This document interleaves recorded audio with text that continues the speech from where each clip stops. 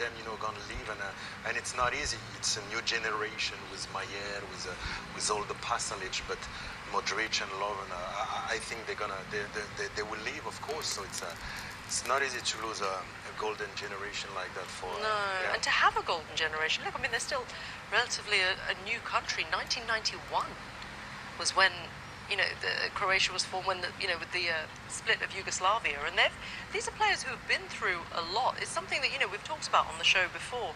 In fact, Jason McAteer talked about it because he was teammates with Dejan Lovren, and I've spoken about it with Luka Modric as well. It's kind of about they lived through a war.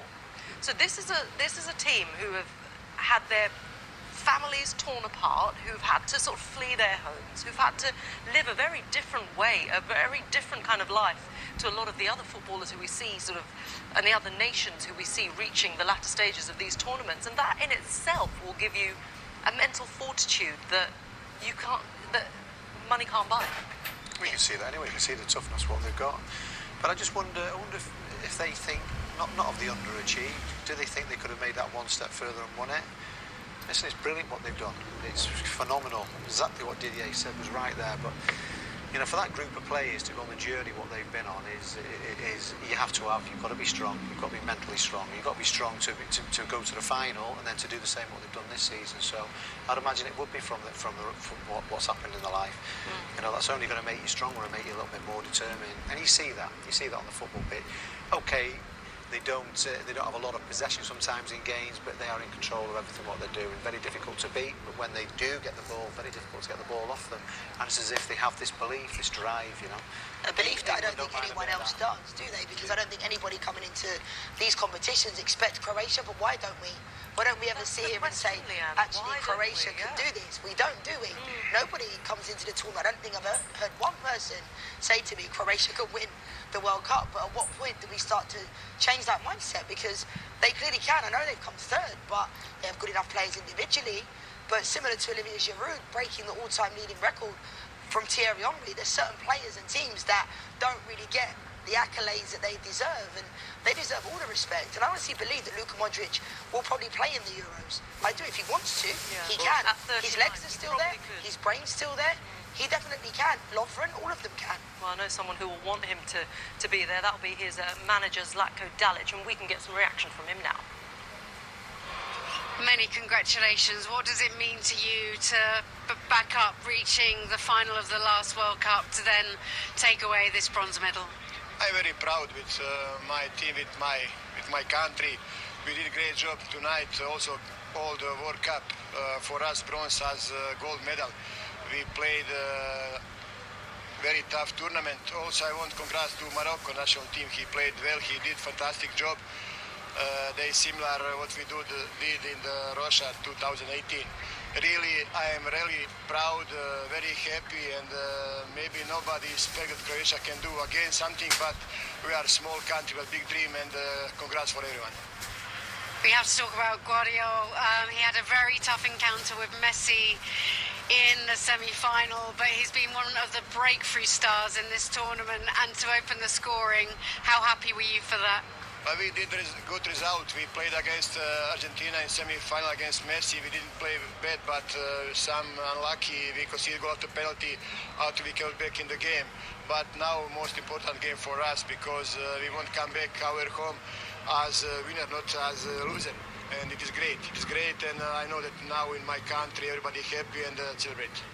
We have to talk about one of the most beautiful players we have seen on this stage since the World Cup in Germany as a young boy to now a Ballon d'Or winner, one of the most beautiful talismanic midfielders. Luka Modric, your tribute to him as he leaves this World Cup stage.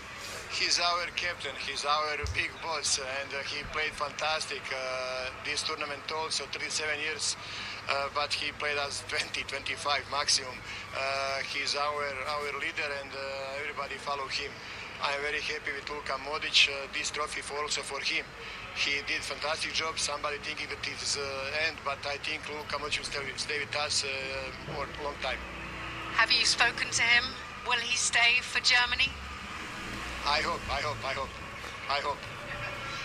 He said yes. Well, you're talking about Germany? Yes. Yes. We're going to go.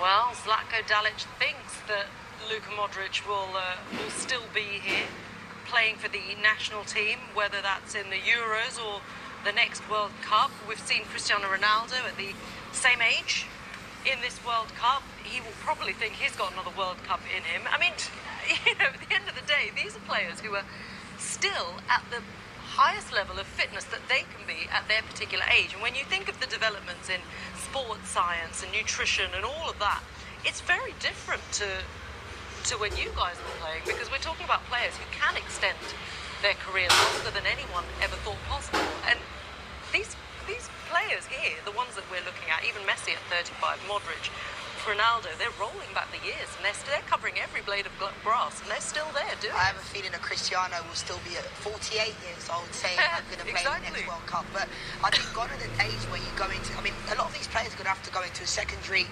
pre-season as well. You know, I heard that Granit Xhaka left here and went straight to Dubai to meet up with Arsenal. You know, that's incredible. You don't go into pre-season out of shape and get fit. The players are consistently training now all year round. So, and if you look after yourselves, as we see, Luka Modric, a perfect example, never in the press, never in the media, does his job. Cristiano Ronaldo, Lionel Messi, these players can still, you know, play at this level. You can clearly see that. Sorry, Didier. But this is about the next players. That's their job now. They've got to go and take over. This is the way football is, the way life goes. I mean, it's great that he can play, and he will try and make it to the Euros. But it's about the next players coming on. We saw when Ronaldo didn't play for Portugal and Ramos scored a hat trick. That's what happens. You want the players to come on. It's the next part. It's great that they look fit, and it looks like they can play forever. But it's time now. It's time for the other ones to come in and try and beat him. You've got to be better than Modric if you can. You've got to look up to him, you know, and try and get in front of him somehow. It'll be difficult, but it can happen. No, you see it with the French team, they right? keep pushing yourself. No, of course, but no, Rishman, you're totally right. You know, when you see from 20 years ago, I think there's a lot of things who have evolved. You know, first of all, nutrition. I don't think you and me at the special chef. No, but at the special chef at home, Rashmi. This is nutrition. First is nutrition, yes or no? Absolutely. If you eat good, this is the real you know gas what, in you. We used to have a boiling hot bath at the end of our game. Well, they have a freezing cold. Yeah, everything's nice. cold. But we used to go to the Weatherby Whaler as well. But the first is nutrition. Yeah. The first is nutrition, yes or no? Don't know all the secrets out there. Second is the sleep. Yeah. Recovery. Yeah. It's really important because in 2 generations we lost 2 hours of sleep because of social media, because of phones and blah blah. I mean, those guys, you know, Ibrahimovic and Cristiano and Modric, they sleep really good at night before 12, because before 12, you know, every hour it's double. You understand? So they know exactly how to recover. I think the third thing is the coach. You know, they control them a little bit better. You see Modric with Ancelotti, he doesn't play him all the time, you know, so he can recover, so that's good. And then you have, of course, you know, strengthening is a little bit better. Yeah. You know, I'm talking about Well, it's a priority as well. Yes, now, They have individual coaches for everything. I mean, they even have set-piece coaches now that go into clubs specifically just for that.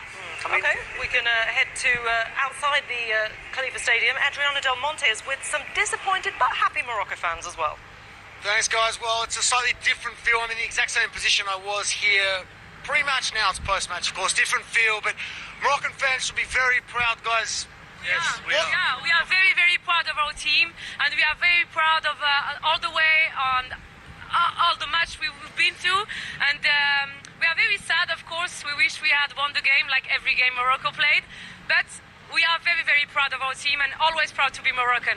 I've been with the fans all over the country. You've been my favourite. I've told everyone that. But to lose the third match playoff, and there is that bit of disappointment, it's credit to your country how far you have come, losing to the World Cup finals from 4 years ago. It was a remarkable run. Memories you'll have forever. Yes, historical, legendary. What can I say? We're disappointed, of course, but we made it. We reached our objective, so we can only be happy now, even we are disappointed. That's Absolutely. It. Now, I need to ask you, tomorrow there is a World Cup final as well. Morocco, for me, have been the special story of the tournament. Yeah. But who do we think will win the World Cup final? France? Why France? France, because they have, for me, the best team in the world. Okay. And I hope France would not be a victim of this referee because it's a shame. It's a We don't need the referee. Who wins? Argentina, France? France. Argentina, France? Argentina. France. France. Oh, France. France. But the referee... We need to continue. We need to have a wonderful World Cup. It's been beautiful. Moroccan fans, you've been amazing. Lionel Messi, Argentina tomorrow. I just want to thank Qatar for welcoming us and the security, the games, everything. So thank you Qatar for receiving all the for us. Best World Cup in history, best fans in history. We were in France, we were in Germany. Thank you, and we'll see you in 4 years' time. Thank you guys. Yeah, we certainly hope we'll be seeing them in 4 years' time. What a set of fans, what a story for Morocco as well.